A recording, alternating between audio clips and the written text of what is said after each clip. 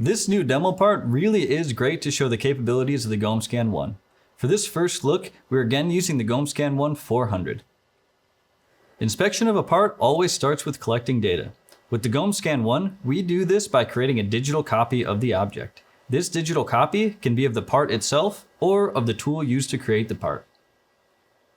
Here, we have the 3D printed upper part of the game controller, which we'll scan using the GOM Scan 1 and the rotation table.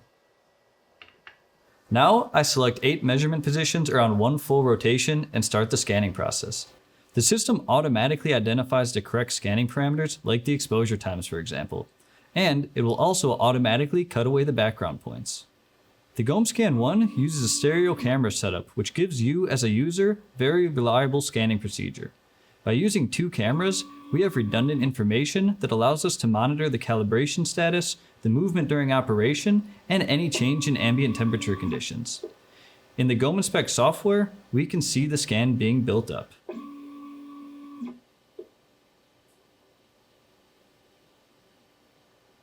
When all the individual shots are taken, we finish the creation of the 3D mesh by pressing the flag icon. We now join the CAD file with the mesh and align them together.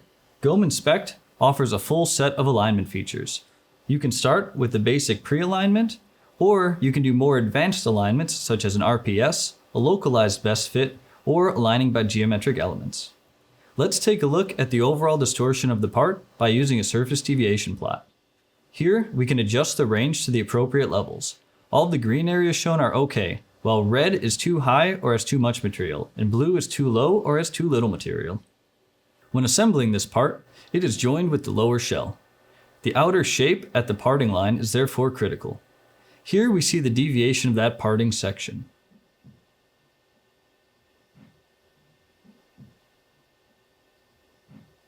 Distance inspections can be done using virtual calipers, reproducing the real assembly issues as good as possible.